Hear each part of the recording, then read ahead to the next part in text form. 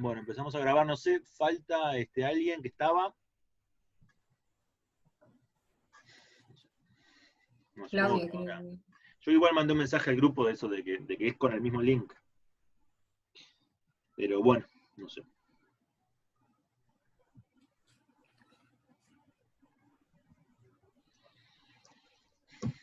Bueno, vamos por la pregunta 3 primero, después hacemos la 2. ¿Está? Bueno, la pregunta 3, ahí el material es el resumen que yo les mandé. Por supuesto, las propias meditaciones de Descartes. ¿Tá?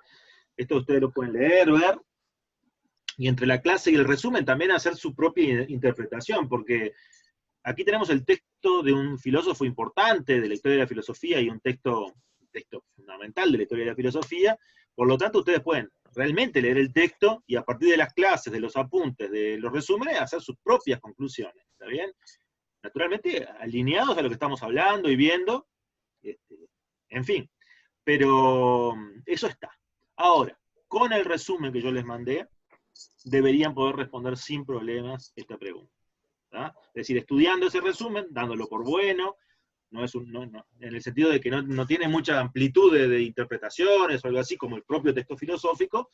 Bueno, es decir, capaz que no es la mejor manera de acercarse a un texto filosófico, como son las propias meditaciones filosóficas, meditaciones metafísicas, perdón, de René Descartes, no es la mejor manera, pero bueno, en la urgencia de un parcial o de, bueno, puede venir bien también. ¿Tá? Entonces, ¿qué es importante para esta? También vale 4 puntos. Esta pregunta, todas valen 4 puntos, pero esta es como la más difícil de medir, porque ¿qué tiene que tener realmente? Bueno, yo voy a ir diciéndoles qué tiene que tener y cómo tiene que estar expresado. Entonces, de antemano ya sabemos, porque lo vimos en la clase por todo esto, es importante tener en cuenta que de antemano tenemos esto. Descartes va a llegar a la siguiente conclusión, que es verdad de manera indiscutible en el sentido de que no se puede negar, es indubitable, que el que piensa existe, en el sentido de que puede pensar, yo que pienso, existo. Yo que estoy pensando, existo. ¿Tá? Soy una cosa pensante. Esta es la verdad a la que llega Descartes. ¿Tá? Entonces, uno puede plantearlo de entrada y decir, bueno, Descartes, la primera verdad de la filosofía que Descartes encuentra es la verdad indubitable de que él es una cosa pensante. ¿Tá? Cualquiera que siga el argumento llegará a la misma conclusión, a que uno mismo es una cosa pensante. ¿Tá? Ahora, la gracia de la pregunta es, ¿cómo hace Descartes para llegar a esta conclusión? Porque él presenta un argumento. ¿Tá? En realidad se suele decir que presenta varios argumentos unidos entre sí para llegar a esa conclusión. Pero podríamos decir que en esa hilación cada argumento se presenta como una premisa. Entonces, Descartes quiere llegar a una verdad. ¿Por qué quiere llegar a una verdad y no da por hecha las cosas que normalmente decimos verdaderas? Bueno, porque él dice que aquello de lo que se puede dudar, aunque sea mínimamente, no puede ser el cimiento del edificio del conocimiento. ¿Tá? Entonces, los cimientos de cualquier edificio tienen que ser firmes para que ese edificio no se caiga, no pueda caerse. Entonces, debo estudiar si los cimientos del edificio efectivamente son firmes, y si no lo son, tratar de encontrar uno que sí lo sea y sobre el cual levantar el edificio.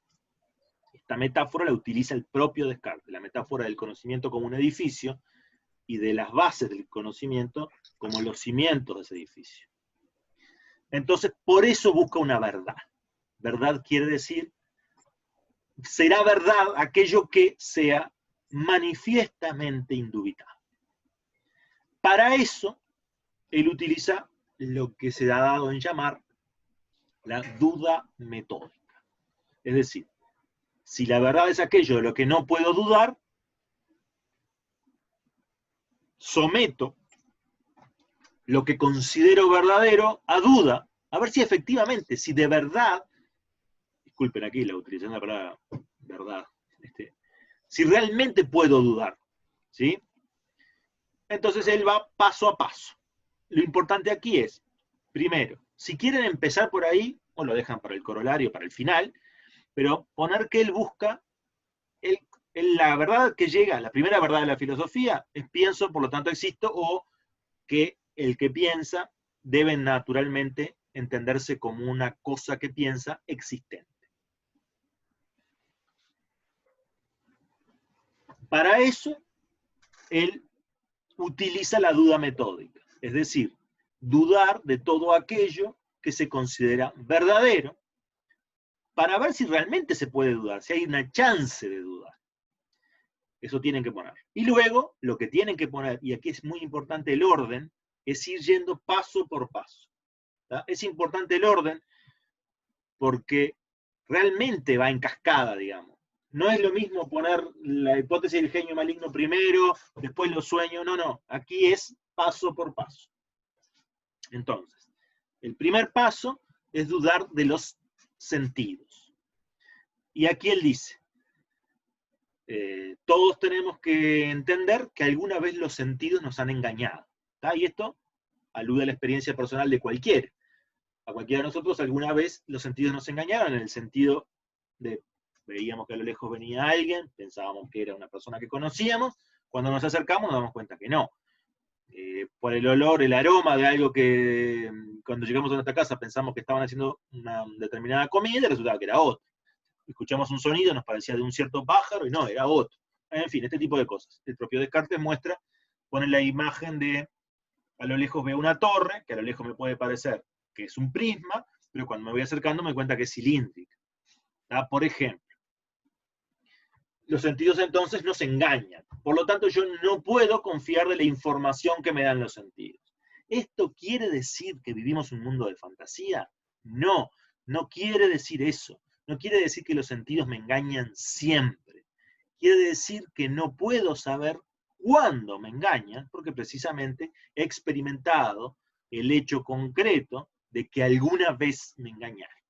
¿Tá? Primer paso, dudo de los sentidos. A todos los sentidos alguna vez nos han engañado.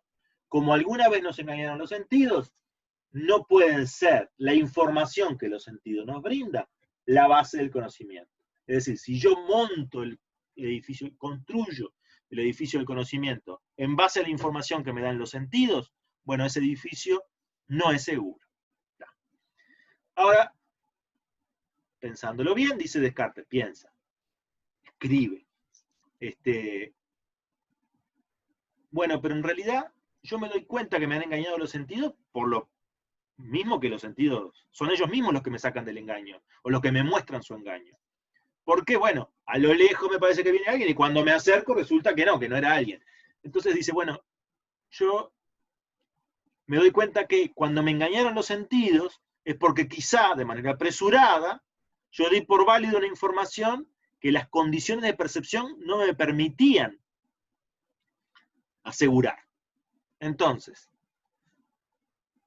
los sentidos me engañan también, o podrían engañarme también, si las condiciones de percepción son óptimas. Bueno, y aquí Descartes dice, más o menos clásica la frase que dice, bueno, y podría yo dudar de que estoy ahora aquí frente al fuego, con los papeles en la mano, en fin. ¿Podría yo dudar de que estoy aquí en la habitación, en una de las habitaciones de mi casa, frente a una computadora? No sé, tengo la luz que está bien, tengo la cercanía que la vista me permite entender en dónde estoy. ¿Por qué yo podría dudar de este dato de los sentidos? Fíjense que es muy distinto de dudar de a lo lejos veo a alguien, del sonido de un pájaro, una cosa que el oído humano no está tan entrenada como para... Entonces, ¿por qué dudaría aquí de que estoy en este lugar, de que estoy... Las condiciones de percepción son óptimas. Entonces ahí es que... Profe, hay alguien que sí, quiere sí, entrar a la clase aquí. sí, ya vi. Bien, Gracias. disculpe. No, por favor. Ahí fue que, bueno, Araceli, hola. Bueno, vuelvo. cuando las condiciones de percepción son óptimas, es decir, cuando no hay lejanía, cuando no hay oscuridad, cuando el sentido de la vista, que probablemente es el que tenemos más fino los seres humanos, está bien despierto, ¿por qué yo dudaría de las condiciones? ¿Por qué dudaría yo de la información que me brindan los sentidos? Y ahí es que Descartes interpone la duda sobre el estado de vigilia. Cuando uno está en vigilia, está despierto. ¿Tá? Entonces dice, ¿cómo puedo yo saber que estoy despierto ahora? Es decir, yo puedo considerar que las circunstancias lumínicas de cercanía, en fin, me permiten afirmar sin lugar a dudas de que estoy en esta habitación de mi casa, que estoy frente a una computadora, en fin. Bueno, pero yo no puedo saber si no estoy teniendo un sueño en este momento. Y resulta que no son mis sentidos los que me están dando información del mundo exterior a mí, sino que es un sueño, una imaginación que yo estoy teniendo, y mis sentidos en realidad están, vamos a decirlo así, apagados, porque estoy durmiendo acostado en una cama. Bueno, efectivamente uno no puede saber esto. ¿Tá? Nosotros, todo el mundo, ha tenido sueños tan vívidos que mientras los está teniendo, le parece que son reales, digamos. Realmente todos hemos tenido esta situación. Aquí creo que el argumento de Descartes se cae si alguien dice, no, la verdad que yo nunca tuve sueños. Nunca tuve sueños vívidos. O por ejemplo, alguien que dice, yo reconozco cuando tengo un sueño. Bueno, aquí no hay nada para hacer, digamos, con esa persona, pero Descartes, como precisamente va en busca de la verdad, apela a que la gente sea honesta. Y bueno, todos nosotros deberíamos afirmar honestamente que hemos tenido sueños que mientras los tenemos nos parecen absolutamente reales. Después cuando nos despertamos recordamos y decimos si es un sueño, pero mientras los estábamos teniendo no podemos saber que es un sueño. ¿Tá? Entonces, yo eventualmente ahora podría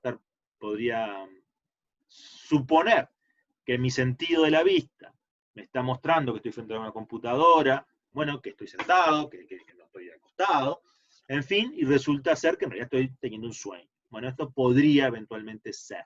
¿Quiere decir que las personas están constantemente viviendo en sueños, que no podemos realmente nunca, no podemos afrontar la vida como si no supiéramos cuando estamos despiertos que estamos soñando? Bueno, no, en un sentido práctico esto no es así, nosotros lo distinguimos lo suficiente como para poder llevar adelante la vida, pero en definitiva, como cimiento seguro del conocimiento, tengo que descartar definitivamente los sentidos, porque incluso en las condiciones de percepción óptimas, yo podría estar soñando y entonces no ser fiel la información que creo me dan los sentidos.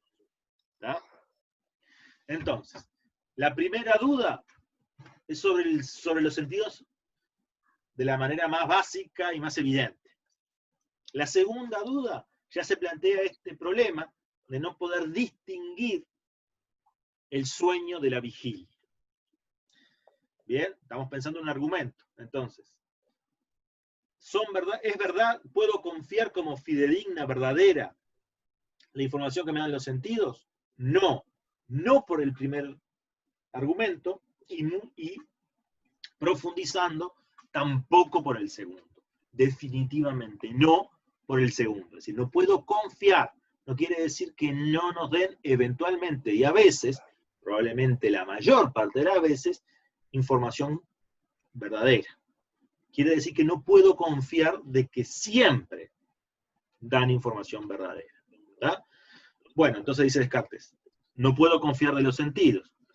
En una clásica división de las formas en que se percibe, si no puedo confiar de los sentidos, la otra forma de percepción que yo tengo es la razón, lo que la razón entiende como verdadero. ¿Sí? Esto, dice Descartes, se mantiene, porque sea en sueños o sea en vigilia, el todo es más grande que las partes. Es decir, yo puedo entender de manera clara y distinta las distintas cosas que se me aparecen, sea producto de mi imaginación en los sueños, o sea, producto de lo que mis ojos ven, por ejemplo. Entonces yo puedo ver esto, que es un celular, lo puedo ver y digo, bueno, acá tengo sus límites, su extensión, el lugar que ocupa en el espacio, sea ese un espacio en el sentido real, o sea un espacio producido en mi imaginación, lo puedo distinguir de esta hoja, ¿sí? Acá yo tengo un celular y acá tengo una hoja, ¿sí? Y entonces, por sus límites, por sus cosas, puedo ver que son claros y distintos. Y acá tengo una cosa, acá tengo otra que son distintas. La extensión es una cualidad que yo puedo entender. La extensión me permite entender también la cantidad. Aquello que está delimitado con forma 1, cada cosa que está delimitada con forma 1, y bueno, de esa manera yo puedo entender la cantidad y puedo entender las operaciones matemáticas. ¿Tá? Es decir, por esta forma del argumento, Descartes llega a la conclusión de que serán verdaderas entonces aquellas ideas que se nos presenten a nosotros a través de la razón como claras y distintas. Todo aquello que se nos presente como claro y distinto es verdadero. ¿Tá? No quiere decir que el celular es claro y distinto, quiere decir que el hecho de que exista una extensión y una cantidad es claro y distinto. Por lo tanto, de manera más clara, o como conclusión final de esta parte, conclusión final importante de esta parte, lo que la razón reconoce como verdadero, lo será. Es decir, aquello que la razón puede reconocer como evidente, lo será. Bien, hemos encontrado algo que es verdadero, entonces, podríamos quedarnos ahí, pero Descartes tiene la duda metódica, él quiere seguir dudando. ¿Puedo yo dudar entonces, por ejemplo, de que 2 más 3 es 5? Bueno, ¿cómo puedo yo dudar de esto? Y Descartes ahí interpone otra duda, que ya es lo que llama hiperbólica, exagerada. Exagerada en el sentido de que se necesita dar un paso importante, que en algún sentido hay que dar lo contrario totalmente al sentido común, pero bueno, una vez que se dice, una vez que se expone, queda allí presente. Y es la llamada hipótesis del genio maligno. ¿Tá? Es decir, ¿podría ser que exista un ser tan superior a mí en todo, que me engañe sobre todo lo que doy por cierto? Por ejemplo, que 2 más 3 es 5. Bueno, sí, podría existir. Es decir, ¿realmente existe? No, no es que realmente exista. Pero ¿realmente no existe? Bueno, no lo puedo saber. Esto queda como hipótesis. ¿Entienden? Basta que yo no pueda probar que es falso para que quede como hipótesis, no para que sea verdadero. ¿Está bien? Pero el problema es que yo no puedo saber si es falso. Aunque sea exagerado, aunque sea una idea alocada, que el propio Descartes pone un montón de reparos antes de mencionarla, pero dice, bueno, una vez que yo menciono esto, no puedo saber si es falso. Por lo tanto, tampoco puedo confiar, de la manera que quiero confiar, de que 2 más 3 es 5. Es decir, de las verdades matemáticas. De lo que la razón encuentra como evidente, ya tampoco, en eso tampoco puedo confiar.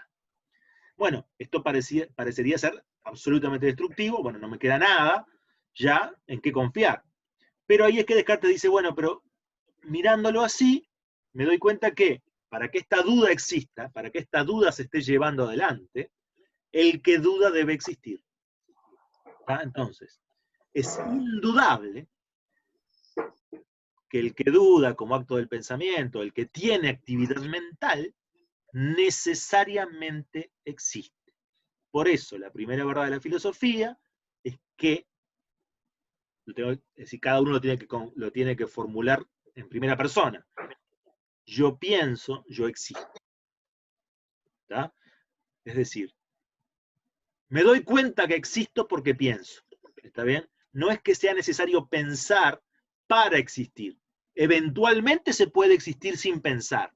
Pero aquí lo que sucede es que yo me doy cuenta que estoy pensando y para pensar debo existir. No sé más nada, por ahora, no sé más nada que existo. Ni siquiera sé mi figura, no sé cómo soy, porque, bueno, esto dependería de los sentidos, dependería de cómo me percibo. Bueno, eso todavía no lo sé, pero lo que sí sé es que existo, cuando menos como res cogitans, como cosa que piensa. ¿Tá? Y esta es la primera verdad de la filosofía para Descartes. ¿Tá? Soy una cosa que piensa. Esto es verdad de manera indubitable. Y es decir, la manera más clara de darse cuenta que esto es indubitable, es cierto, es que lo contrario no puede ser. Yo no puedo afirmar y pretender que sea verdadero, yo no existo. Yo que estoy diciendo yo que estoy pensando yo, necesariamente existo. Puedo decir, tú no existes, él no existe, pero no puedo decir y pensar que sea verdadero, yo no existo. ¿Tá? Entonces es cierto, indubitable, no tiene forma de ser falso que yo existo. ¿Tá? Cualquiera que pueda decir yo, necesariamente existe. Bueno, esta es la primera verdad de la filosofía, que ya lo hablamos en su momento, puede resultar escasa, sin duda lo es, como para, bueno, esta es la verdad, pero a partir de ella se pueden construir otras cosas que, bueno, sería el paso que daríamos luego, ¿está bien? Después del parcial, comentaríamos algunas cosas en este sentido, cómo hace Descartes para avanzar en el edificio del conocimiento, cómo hace en realidad para mostrar falso la hipótesis del genio maligno. A esta altura, él considera que la única verdad que puede conocer es que piensa, es decir, la única verdad que puede conocer es que existe. ¿Tá? Entonces, la respuesta a la pregunta 3, para ser perfecta, para estar con todo lo que se necesita, debería tener, explicitar, o al comienzo o al final, pero explicitar que la primera verdad de la filosofía es pienso, por lo tanto existo, pienso, luego existo, o que existo como cosa que piensa, y después ir paso por paso. Paso 1, bueno, explicar la duda metódica, que se duda como método, para ver si hay algo verdadero, y que la verdad quiere decir, será verdad aquello de lo que no se pueda dudar, por más esfuerzo que se haga, y después ir paso por paso. Paso 1, dudo de los sentidos, de la manera más evidente, que es, bueno, me han engañado los sentidos. Paso 2, termino de dudar de los sentidos definitivamente, porque no puedo saber si estoy despierto o estoy soñando. ¿Tá? Lo que se llama la duda sobre el estado de vigilia. Paso 3, dudo también de la información que me brinda la razón a través de la hipótesis del genio maligno, ¿tá? Que ya es una duda hiperbólica, si se conoce, que quiere decir una duda exagerada, pero que interpone efectivamente una duda. ¿Tá? Es decir, desde el punto de vista racional, interpone una duda. Luego de eso, se da cuenta entonces que el que duda tiene que existir, por lo tanto que necesariamente yo existo. Por supuesto, siempre lo digo así, yo existo, pero no referido a mí directamente, aunque no hay otra forma de decirlo. La prueba es que el que está pensando existe. Definitivamente. ¿Sí? Bien. Y esto sería, bueno, tener una explicación de qué es la duda metódica. Explicar en distintas partes, paso por paso y de manera ordenada, que la redacción acompañe ese orden, sería una forma de mostrar perfecta esta pregunta, ¿tá? Con cada cosa, con explicar por qué se duda, por qué no, después con tener los pasos, capaz que un poco desconectados, como 1, 2, 3, y bueno, algo así, ya iría como en detrimento del 4 de la pregunta, digamos, ¿está bien? Bueno, por supuesto, saltearse algún paso, algo así, ya iría un detrimento más grave, y bueno, después evidenciar que no se entendió, en fin, ya daría para mí, ¿está? Y esta sería la pregunta 3. Ahora nos faltaría la 2, no sé si les parece, pasa que perdí a alguien en el cambio de cuando nos fuimos del anterior para volver a esta, pero bueno, me parece que es lo mejor, porque si no nos va otra vez a cortar para responder a la pregunta 2, que es la de falacias. ¿Tá? Otra vez entonces, cerramos esta reunión y con el mismo link abrimos para renovar el tiempo, ¿está bien? Y poder contestar la pregunta 2 de corrido, ¿tá? Sin tener que tener interrupciones. Volvemos a hacer eso entonces. Nos vemos en un ratito.